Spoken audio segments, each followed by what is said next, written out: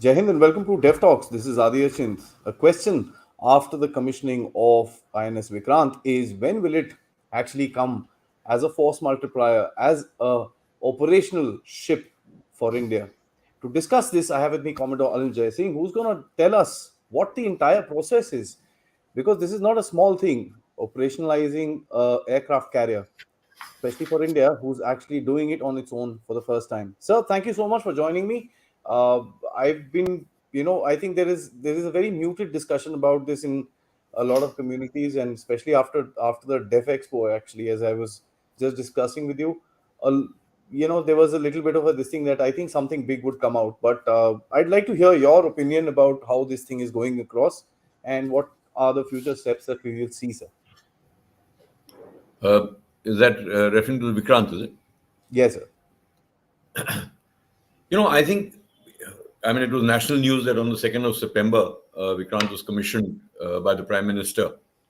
And it took almost 13 years to build this aircraft carrier from the time its keel was laid and it was launched and then finally commissioned. And in fact, the CMD of Cochin Shipyard, the shipyard which has built the aircraft carrier, did make a statement saying that perhaps there were areas where we could have compressed the time, where certain delays took place. But I think not too much should be read into the fact that it took 13 years. It's a remarkable achievement. It's a remarkable achievement for the Navy. It's a remarkable achievement for Indian industry.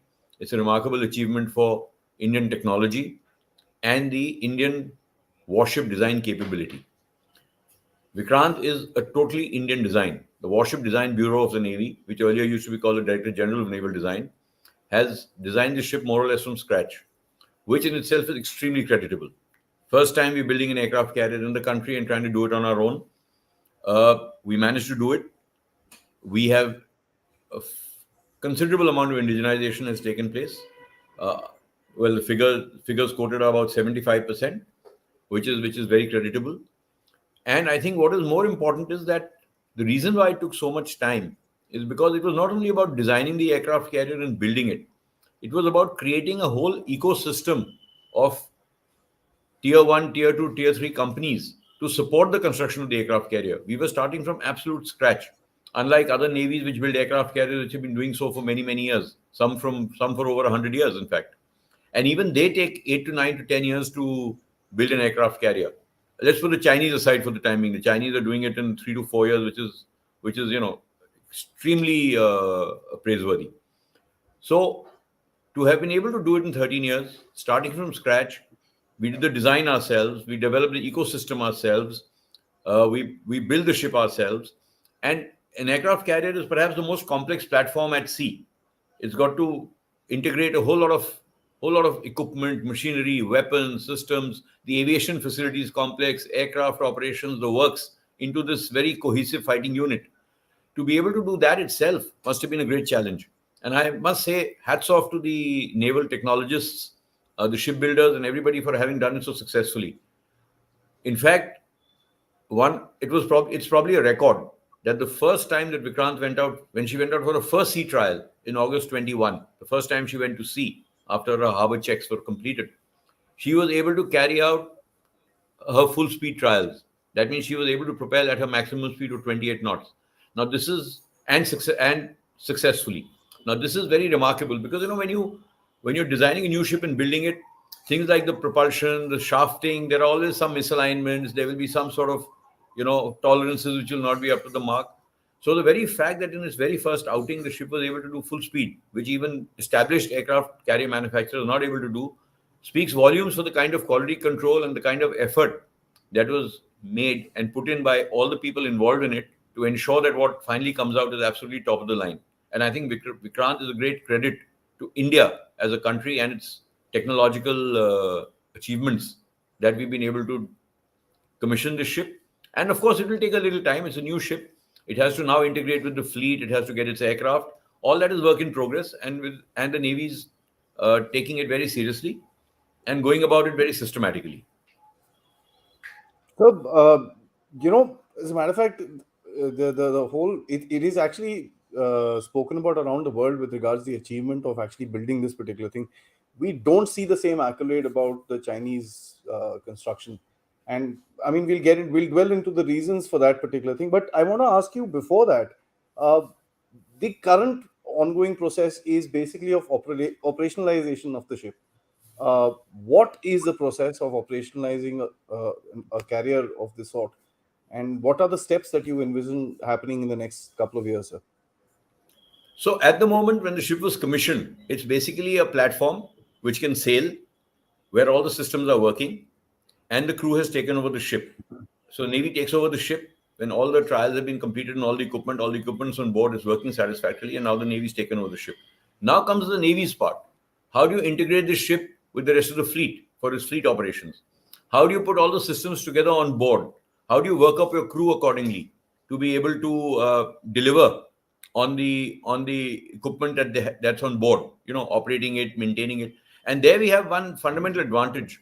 Fortunately, unlike many other shipyards in the world, uh, since we don't have shipyard crews to man ships, the naval crew goes right in the beginning at the initial stage of the ship construction, and is associated, not the full crew, but a major part of the crew, and is associated with the construction right from day one. So by the time the ship actually gets built, that 70 or 80% of the crew is already very familiar with the ship, familiar with the equipment, familiar with its operation, its maintenance, its everything. So you've already, leapfrogged a few months, which otherwise a new crew would come and take to get used to the equipment on board. So all it requires thereafter, after commissioning, is another, whatever the remainder percentage of the crew to come on board. Now the ship is totally the Navy's. Now the responsibility of the ship lies with the captain and not with the shipyard, and there's no division of responsibility. So now the Navy puts the ship through its paces. And you would have seen in the media, there were some reports of Vikrant exercising with the Western Fleet uh, about a fortnight ago. So the next Yeah. few months will all be about making sure that this ship becomes an integral part of the fleet operations. That means, interoperability between ships, the communication protocols, the safety standards, the intercommunication, uh, formation sailing, etc., etc., etc. Weapon firings, helicopter operations, how to sort of integrate this whole thing into an aircraft carrier is basically a command and control platform. So the carrier has to be integrated in the fleet in such a way that it can then be a command and control platform for the entire fleet's operations, and also become the flagship for the fleet commander at a point of time. So all this is now in progress. This is what is happening now. Uh, the Aviation Facilities Complex is something called AFC, which in this ship's case has been designed by the Russians, and is very similar to what is on Vikramaditya, other carrier. That is still not fully operational. I don't know whether it is not operational because it needs more time, or is it a fallout of the Russia-Ukraine conflict. I'm not too sure about that. But the fact is that it is also in the process of being operationalized, the Aviation Facilities Complex, which means that all the equipment related to operation of aircraft on board has to be on board. The safety measures that have to be put into place for launching and recovery of aircraft have to be in place, have to be installed and working satisfactorily before aircraft actually start operating from the ship. You have to make sure that the complete facility aviation complex is complete in all respects and working satisfactorily. Then comes, of course, the third step, that is the aircraft. So Vikrant it displaces about 44,000 tons, which makes it a little larger than a small carrier. It's sort of a medium carrier. If the Americans have these super carriers which all displace over 100,000 tons. Then UK has recently built two carriers, the Queen Elizabeth and Prince of Wales, which displace about 65,000 tons. Both Chinese carriers are in the region of 40 to 50,000 tons, but the third carrier, which is now under construction, is expected to be in the region of 60 to 70,000 tons, maybe a little more than that as well. India's earlier carriers, Virat and Vikrant, were in the 20 to 30,000 ton range, which meant that they were primarily meant more for air defense than for carrying out any carrier strike as an offensive platform, because the aircraft on board were limited in numbers, and the Harrier, which used to be the fighter jet on board the Vikrant and the Virat, was essentially an air defense fighter. So basically, when the fleet went out with the aircraft carrier provided the protection to the fleet while getting protection itself from the fleet also, to make sure that the entire carrier battle group was not threatened either from the air or from the surface or from under the water. Vikrant and Vikramaditya being since both of them displace more than 40,000 tons, they can carry a larger complement of aircraft. Vikrant, I think, can carry up to 30 aircraft and larger aircraft. That means like the MiG-29K, Now, the MiG-29K is not just an air defense plane; it's a strike aircraft. It can actually take the fight to the enemy as a fighter jet. And similarly, now that we are negotiating with both France and America, trials have been done for the Rafale and the F-18 Hornet. Both of these are fast strike jets. So this is a capability that we have now got on board our carriers of a considerable offensive strike that aircraft from this ship can carry out. So firstly, we have to identify the aircraft. At the moment, it will be the MiG-29K. Unfortunately, we don't have so many MiG-29Ks to be able to give full complements to both the carriers, but we will make do with that. Subsequently, these trials are being carried out for, one of the two will be chosen, the Rafale, the French Rafale, or the F-18. One of these aircraft will be chosen. 26, I think, of these aircraft are being procured as an interim measure because the naval version of the light combat aircraft, the indigenous light combat aircraft, is not yet ready.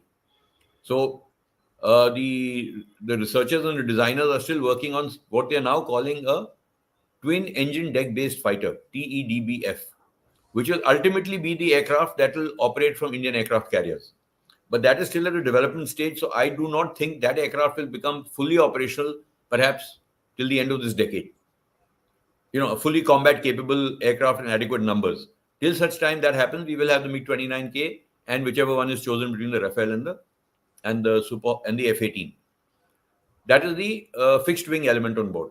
The rotary wing element, of course, they will carry what is called the a multi-role fighter, which has an anti-submarine capability and an anti-surface capability. So it can carry both missiles, it can carry torpedoes, and can fly ahead of the fleet and prosecute a submarine if it picks up one, or carry out a missile attack on a ship if there's the enemy's, in close proximity. So we used to have the Sea King aircraft, the Sea King 42 Bravo. But the Sea King 42 Bravo is now very long in the teeth. There aren't enough aircraft. The Navy has been looking for something called a naval multi-role fighter, the NMRH, for over a decade. The plan obviously was always that we will build it indigenously. This I've been hearing since 2009. At the moment, we haven't got even to first base with the indigenous construction. So as a stopgap, we are now buying the Sikorsky MR60. Two of which I think have already come and the rest will follow. I think we're buying 24 or 26 of these as well. But our requirement of helicopters, of multi-role helicopters, is about 112 or 116, which was the original plan that would be built in India. So this is just a stopgap because this aircraft is not only on the carriers, it's on most of the big surface platforms as well. So this is going to be our main workhorse on board from the helicopter point of view. Then we'll have something called the Kamov 31, which is a Russian aircraft. It's an airborne early warning aircraft. So that is required for the above surface surveillance. So this is going to be the aircraft complement on board primarily over the next few years for this ship. As soon as the AFC is complete and the ship is ready to take on aircraft. The Vice Chief, before the commissioning in a press conference, the Vice Chief of Naval Staff had said that he expects that the aviation facilities complex should be more or less operational by the end of this year. And the ship should be able to carry out full-fledged flying operations from the middle of next year onwards, from the middle of 2023. So which I think is very creditable. So even if you were to add a couple of months to that because of slippages, because of bad weather or the monsoons, etc., I think we are okay to say that Vikrant will be fully operational as a full-fledged aircraft carrier by the end of 2023, definitely, as a fleet, as part of the fleet and carrying out full-fledged carrier flying operations. Where the limitation right now is that, as I understand it, we don't yet have a suitable berth for Vikrant on the East Coast. The plan is to keep one aircraft carrier on each coast. That is the plan. So Vikramaditya is going to be on the West Coast, and I think Vikrant is going to be based on the East Coast. On the East Coast, we've still not got a proper berthing facility for Vikrant, which is still under construction. So I think for a few years, we'll probably lease a facility. I've heard we're going to lease something from L&T shipyard which they have a shipyard in Chennai. So we'll be leasing a berth perhaps from them. But this is a limitation because an aircraft carrier should be with its fleet. It needs that inherent protection. You can't have an aircraft carrier berthed in some civilian facility and the ships are berthed somewhere else. So I think this is also work in progress. And over the next couple of years or maybe a little longer, we should have a proper berthing facility with the complete shore support capability available for the carrier. So these are the next 3 or 4 steps I think that are going to take place towards fully operationalizing Vikrant as an asset for the Indian Navy to perform its primary role. Sure, sir. Thank you so much for that. I think you've brought it out pretty well, and I think with the certain issues which we face today. But having said that, the commitment where we want to actually operationalize it and start flight operations by the end of next year is quite creditable, because that's going to be just about one year, 2 months post actual commissioning, which is, I mean, far faster than what we see around us with the Yeah, and few navies you that have are to doing. factor in 3 or 4 months of the monsoon as well. There's a lot of constraints on flight operations and all during monsoon, so that is something that needs to be factored in as well. Sure, sure. So I wanted to actually ask you with regards, aircraft would be its defensive capability. Yes, the fleet would be its defensive. What about the ship itself? What kind of defensive capability is the ship going to have? See, aircraft carriers by and large have a very strong defensive shield around them. They sail with a whole carrier battle group. But obviously, the aircraft carrier needs to have adequate protection for itself. So, against what? Against something coming from the air, something coming from the surface, and something coming from below the water. Below Primarily, that means against missiles, against aircraft, against ship-fired drones? missiles, and against submarines. Yeah, So Vikrant is going to be a fairly, I mean, it's being equipped with enough equipment to be able to defend itself quite adequately. For the above water element, it's got something called the LR-SAM, the long range surface to air missile area air defense sort of network, a wide area defense network. So it will be able to cover a wider area for its own air defense. This is being developed in collaboration with the Israelis. It used to be the Barak system, which is now being built in India under license and called the LR-SAM. And it is going to be supported by MF Star radar, which is a very versatile radar and optimized for the LR-SAM capability. So this is going to be a fairly potent air defense capability that Vikrant is going to have. In addition, it'll have it'll have a few anti-aircraft guns. It'll have for what is called point defense. That means point the of view. missile has actually been able to penetrate the area and is now coming for the ship. You should be able to shoot it down. Then it has something called SHAF. There's a system called Kavach, which is designed indigenously. That is SHAF. SHAF are these little iron filings which are fired into the air when against an incoming missile. And because they have this iron, so they create a magnetic field and seduce the missile away from the ship. So that's the shaft system. So that is going to have a shaft system. And from the underwater element, it's going to have something called an anti-torpedo defense system, uh, which is going to have a towed array sonar, which means it'll have its own sonar to detect submarines. And it'll have a decoy system that if a submarine were to fire a weapon at it, a torpedo at it, it would be able to fire a decoy. It will be able to fire these decoys. These are noise-making decoys. So fundamentally, a torpedo homes onto the noise of a ship. It's an acoustic homing torpedo by and large. So basically, if you can create any other noise which resembles the noise of a ship away from the ship, there is a possibility that the torpedo will get diverted away to that. So that is what a decoy is, an anti-submarine decoy. So it's going to be equipped with this system called the NTDS. So it does not have a weapon per se on board, an anti-submarine weapon, but it has a decoy system to uh, diffuse a weapon that's coming at it from under the water. Besides, of course, it has its own helicopters which can fire torpedoes, so it can actually take if there's a suspected submarine, it can actually launch an attack against the submarine. It can divert ships and send ships on what is called a search and attack unit to go and prosecute a submarine. It can send helicopters to go and attack a submarine. But its own defense basically is going to be concentrated with the LR-SAM, the Kavach system, and the NTDS system. Interesting. I think these are mostly, you're talking about most of these systems are going to be made in India. So the that adds to the indigenous factor, or they are Yes, also it does. combined. It does. When we talk of indigenization, particularly in the Navy with respect to a warship, we try and bring it down to three elements. There's something called the float element, the move element, and the fight element. So the float element is basically the hull structure, the steel, the superstructure, which makes a ship, which can enable a ship to float in the water. Not about fighting the war or not about propelling. It's just about being able to float a ship in the water. That means building the hull of the ship and its superstructure. Now, in this case, the complete steel that has been used for building the ship is Indian. So that in itself is a considerable indigenous element. 23,000 tons of steel apparently has been used to build the ship, which is remarkable. Most of the cabling and the piping is Indian. So the float element of the ship is indigenous to the extent of over 90% of Vikrant is in the float element. Then we come to the move element. The move element is about moving the ship. That means the engines, the propellers, the shafts, the pumps, the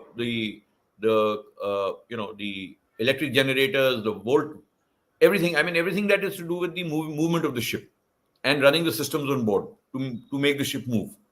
There we have a limitation. We have been able to do a lot of indigenization there. Things like auto voltage regulators, electric transformers, diesel generators, things like that we can build in India. But we are not yet in a position in India to build marine engines, particularly gas turbines. And this is a gas turbine ship. So the gas turbines are important. So, and of course, lots of pumps and all we've been able to do in India. Most of the piping we've done in India. Most of the valves can be made in India.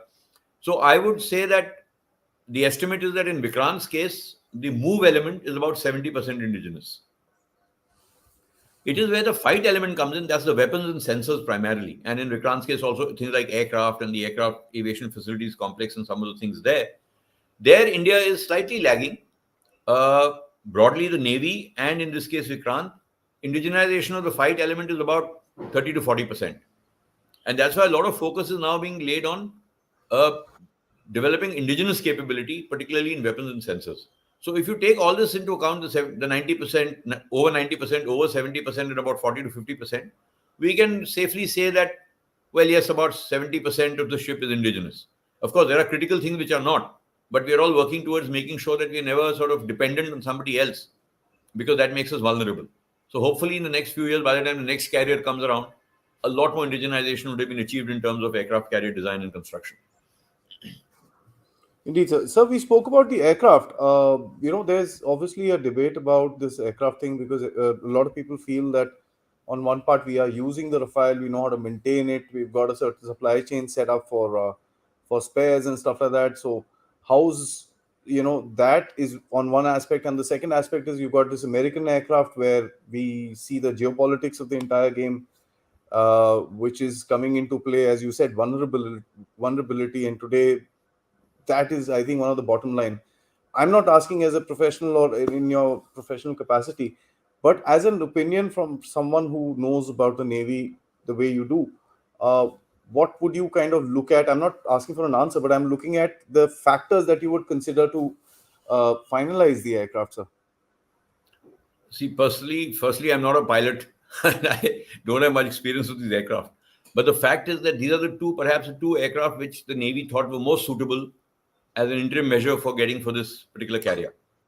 And they've been put through trials extensively at the shore-based facility in Goa, and various other parameters have been checked. And now both of them are in contention. Now, yes, you're right. We already have the Air Force is already operating the Rafale, so there is a certain amount of commonality of equipment.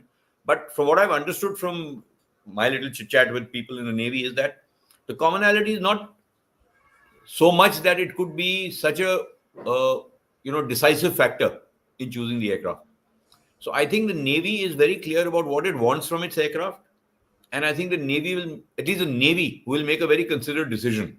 Now, ultimately, like you said, there's a political element to it, there's a geopolitical element to it. France is a very close strategic partner. US is also an equally close strategic partner now. So, what actually tilts the scales in whose favor is, I don't think, a decision that will probably rest only with the Navy. There will be a political, strategic, larger picture which will probably have to be seen. But yes, I don't think they will compromise combat capability. So they will pick, if there is such a distinct difference between the aircraft, then they will definitely pick the aircraft more suited for our requirement. I wouldn't say the best aircraft, but perhaps the aircraft more suited for our requirements. So I think that much, uh, that I don't think is something the government messes around with when it comes to combat capability. The views of the service headquarters are given uh, a lot of weightage because they are the people who have to operate it on the front line.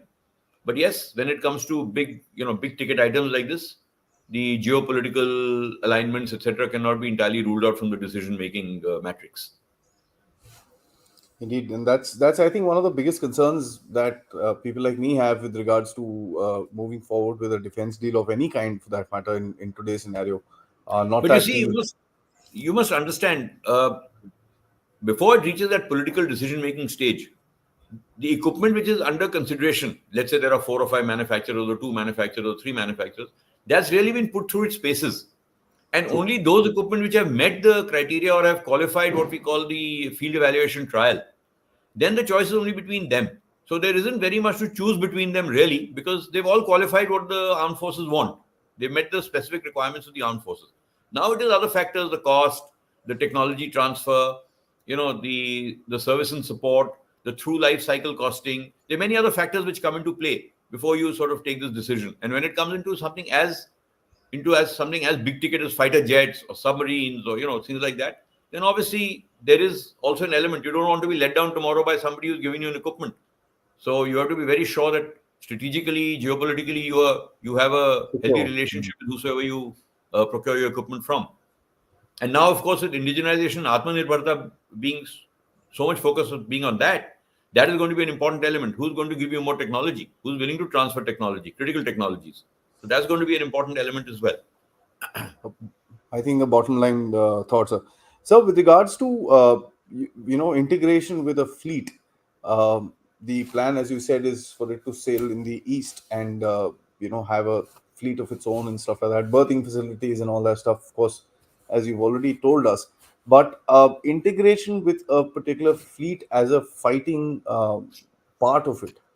What do you think is the time scale of it, and do we actually have the ships to support this particular fleet that we are trying to make, in terms of one, the fleet vessels, and in terms of two, the logistical supply chain that would be required, sir? See, as a navy, we've been operating aircraft carriers now for more than 60 years. The first Vikrant was commissioned in 1961. So I think we have understood the fundamental dynamics of carrier operations very well. We've had two chiefs of navies who've been carrier pilots, fighter pilots. So I don't think we really have to be concerned about the logistic kind of infrastructure or the logistic wherewithal required to support an aircraft carrier, because we're already doing it with one. It just needs to be augmented adequately to be able to support two. Uh, when it comes to fleet operations, it is not about integrating with a fleet. It is about the Indian Navy working as a composite whole. Because today, a ship Hmm. which could be in the Western Fleet could become a part of the Eastern Fleet and vice versa. Or the carrier could very well be deployed either with the Western Fleet or with the Eastern Fleet. It doesn't necessarily mean it will only be with the Eastern Fleet. So it is about integrating into the Indian Navy's concept of operations. And it is not that it is not integrated. It's just that it gets to work closely. What we call a workup. The crew has to be worked up to mesh seamlessly into the entire fleet operations scenario. That is what it means. Otherwise, individually, everybody has been on a fleet ship. Yeah, of Everybody on the course. crew of that Hmm. ship is part of the navy. Has been on a fleet ship. The commanding officer is very experienced. He was one of the senior most captains in the navy, who's got a proven track record of command at sea also. So all these factors, uh, it is just a work in progress. It's not about how difficult will it be, how easy it will be. It will be pretty seamless. It's just a question of the more they exercise with the fleet, the more comfortable you become operating with the fleet and with your carrier battle group.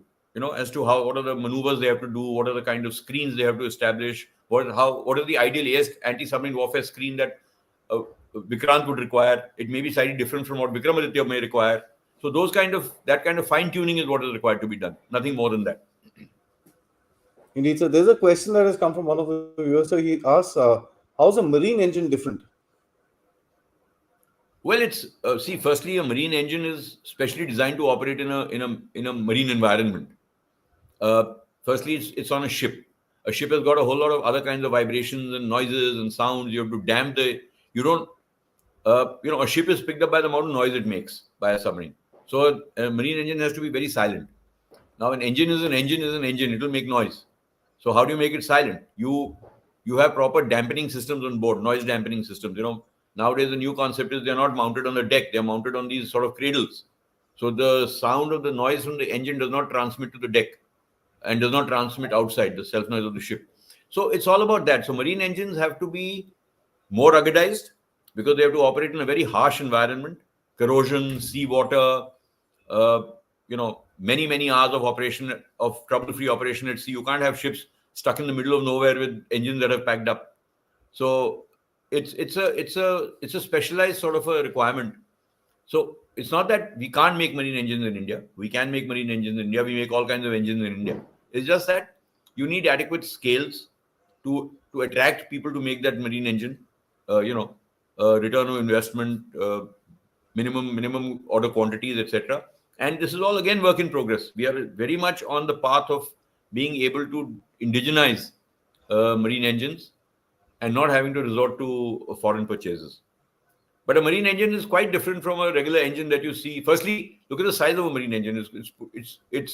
It's driving a 40,000-ton ship, so that in itself is a challenge. Indeed, sir. So, there is another question which says that is there a issue with the elevator size that actually went into the decision of the aircraft? No, yeah, of course. When an aircraft carrier is designed, it's designed for a particular kind of aircraft that has to operate. Its aviation complex will be designed.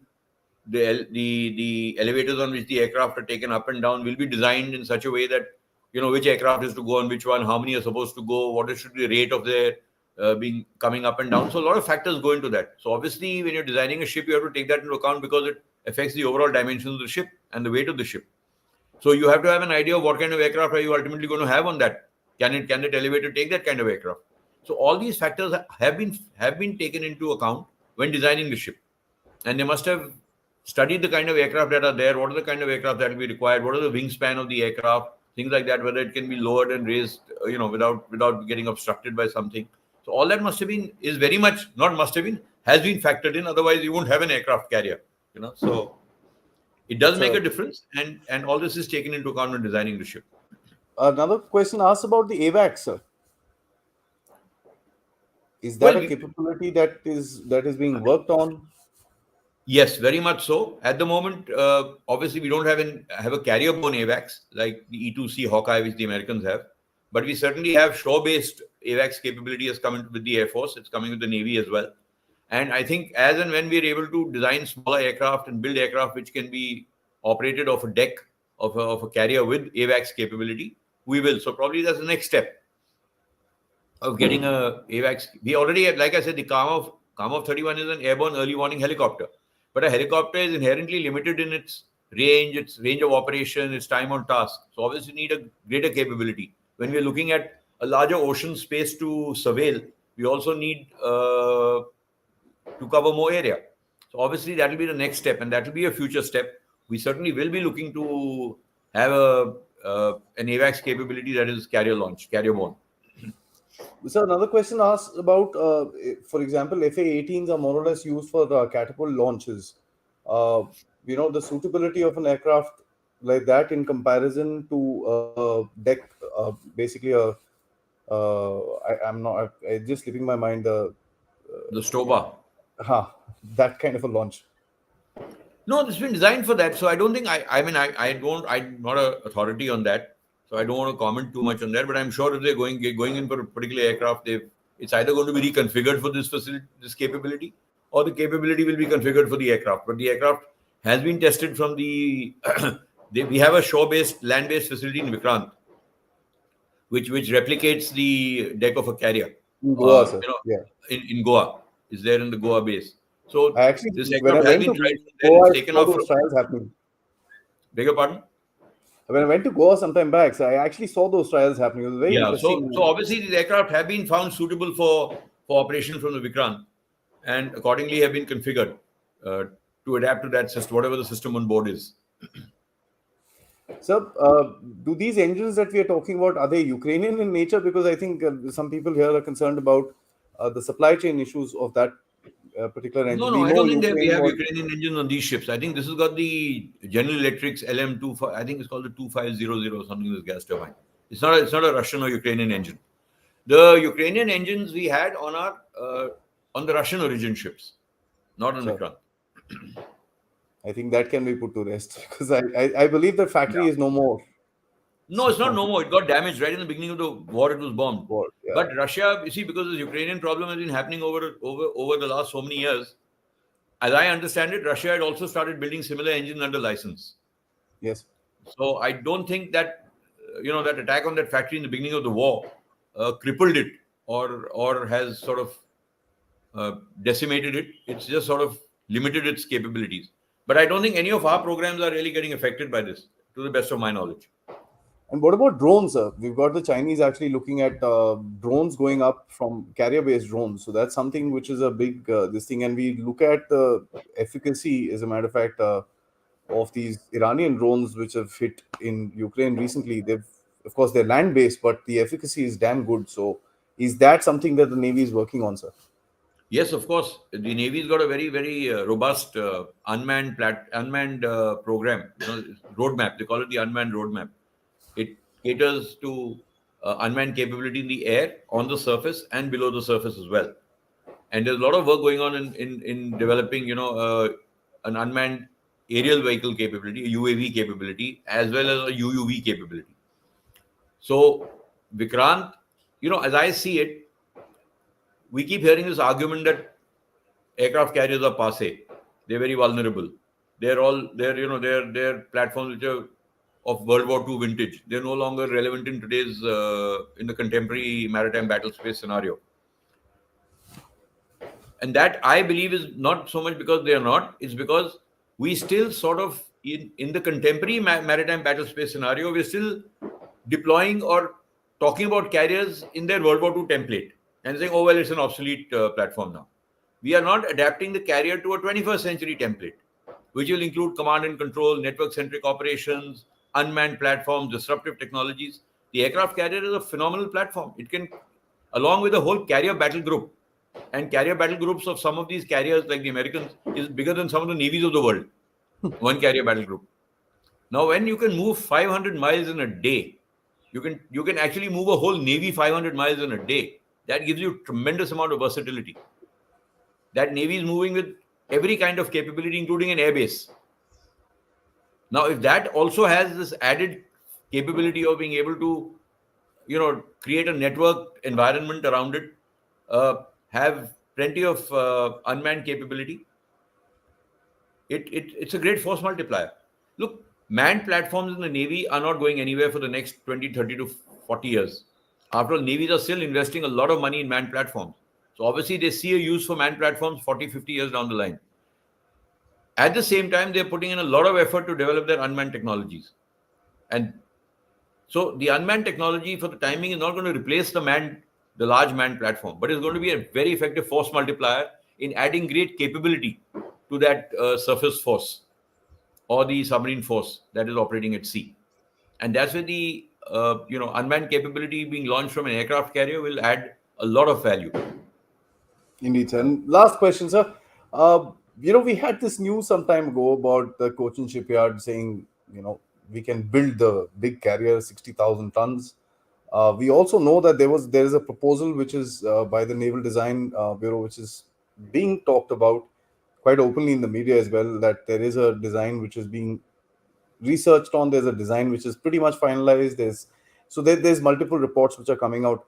How do you see this thing going forward? Because currently we've got that momentum, and as you had explained in the last talk that we had done, for two operational carriers to be there, they have to be three, because one is pretty much always in maintenance. So how do you see this entire situation opening out for India, sir? So I will reiterate what I said then. The Navy needs 3 aircraft carriers to perform the role it is expected to perform as a Navy in the Indian Ocean or beyond for the country. So there is no getting away from that fact. Yes, aircraft carriers are very expensive platforms. Then the country has to take a very considered view of what kind of carrier it wants, how many does it want. But 3 is a basic requirement. The carrier that you're alluding to is also called the IAC-2 or the Indigenous Aircraft Carrier 2. Vikrant was called the IAC-1. And there's also a name for it called Vishal. Vishal. So all that is there. I mean, there is no doubt that the country will get its third carrier at some point in time. The plans are very much there. The design is being worked upon. The government has never said that we don't need that third carrier. It's just that they probably they don't have the resources right now to give the due amount of the kind of resources required to build the carrier, perhaps. What the Navy is looking for now is a much larger carrier than the Vikrant and the Vikramaditya. They're looking for something in the region of 65, displacing about 65,000 tons, which is more or less akin to the two British carriers which have recently been commissioned, the Queen Elizabeth and the Prince of Wales, which are also 65,000 ton carriers. Vishal is also expected to have electric propulsion and not gas turbine propulsion, which is another path-breaking initiative being taken. The British carriers already have electric propulsion. That's the way to go in the future. So a lot of things about the Vishal are already in place. Now it's only once it gets the go-ahead from the government that the nuts and bolts will be put in place, that the design will be finalized. So it's kind of at the moment moving on files in the ministries and in South Block. But the moment they get the nod, the CCS approval or the acceptance of necessity, whenever it happens, I don't think the third carrier, or at least commencement of the construction of a third carrier, is very far away. Yes, it is going to be a bigger carrier. So obviously, Cochin Shipyard, which claims that they are going to augment their capabilities to build this aircraft carrier, I have no reason to believe that they won't do it. They've created a very healthy ecosystem. They've created a capability by building an aircraft carrier. We should not allow this capability to go waste and have to start, reinventing the wheel all over again if we give too long a gap between this carrier getting built and the next carrier being ordered. So these are the things we have to keep in mind. We lost a lot of talent when we stopped building submarines, and we're still struggling to build our own submarines 25 years down the line. So this is something we should learn lessons from this and make sure that this is a national capability which we should not lose building an aircraft carrier. It doesn't come easy. It takes a lot of effort, and we must consolidate this. And the Navy Indeed. does need aircraft carriers. Once the Chinese have a full-fledged carrier battle group permanently located in the Indian Ocean, which will definitely happen before the end of this decade, we will need adequate naval capability to ensure that we still remain the predominant Indian Ocean Navy and nobody messes with us in the Indian Ocean. Indeed, sir. I'm going to take in, if you don't mind, so there are two questions that I've come across about nuclear power. So if I could just, request you to kind of help us with that. And yeah, so it talks about the Indian Navy using nuclear power for propulsion. And you mentioned the electric propulsion for the third Propulsion. carrier. So how would that what is your opinion on this, sir? So look, if we take nuclear power, the American carriers are all nuclear powered, as you know, the 100,000 ton carriers, they're all nuclear powered. The Enterprise was nuclear powered in 71 when it came to the Bay of Bengal. So they've been using nuclear powered carriers, nuclear powered submarines, everything is very nuclear. Do we need a nuclear powered carrier? That is the question. For the kind of role that the Indian Navy is going to perform over the next 20, 30, 40 years, in the Indo-Pacific or the Indian Ocean, do we really need nuclear powered aircraft carriers? But the more important question is, can we afford a nuclear powered aircraft carrier? India is very advanced in its nuclear capability. We have a very mature civilian nuclear establishment. So providing the support is not the challenge. We have that kind of capability. We have ballistic nuclear submarines, which we are supporting. We were supporting the SSNs we were getting on lease from Russia. But an aircraft carrier is a whole different beast. It's a huge platform. And firstly, building the carrier and the reactor will cost us an arm and a leg. Personally, I don't think we at this stage should be looking at a nuclear powered carrier. If we were to able to get Vishal going over the next 8 or 10 or 12 years, I think that should be a major capability. In that period of while Vishal is being built over the next 6 or 7 or 8 years, if at that time the government feels that India's standing on the global stage merits this kind of global maritime capability where our aircraft carriers can operate anywhere from one end of the Atlantic to the other end of the Pacific, then so be it. Then the government has to find the money to build that aircraft carrier. It depends on what the government wants. But I think at the moment it will be premature to say that India needs a nuclear powered aircraft carrier now. Personally, I think if we can get Vishal going, a 65,000 ton conventionally powered aircraft carrier, we should be quite happy with that.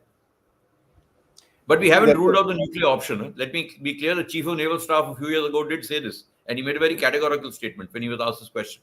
He said, we do not rule out the nuclear option. So it is very much something that could happen if the need so arises. Indeed, I think, but the logic that you've given is very sound. That we don't. I mean, at the moment, our role is. I think the whole design and the capability of any platform that India should look at, as you say, needs to be defined according to the role that it's going to play. So at the moment, I think it's securing the Indian Ocean, and which should be pretty much good enough with regards to what we are doing. Sir, thank you so much. I think that's a very comprehensive talk about this thing. The discussion of the carrier battle group and this and that is a little technical for the average person to understand, but you've I think broken it down pretty well for us to go through, because one of the biggest things that we see the discussion on is when will this thing happen, and the third carrier is something that I think a lot of people are talking about today. And with regards to the threat perception from China, as you say, where they plan to deploy within the this decade into the Indian Ocean a carrier battle group, so that demands a certain attention. Sir, always a pleasure talking to you, and thank you so much for the time. Till next time, sir. Jai Hind. Thank you, Adi. It was a pleasure. Thank you. Thank Good you, sir. night. Good night, sir.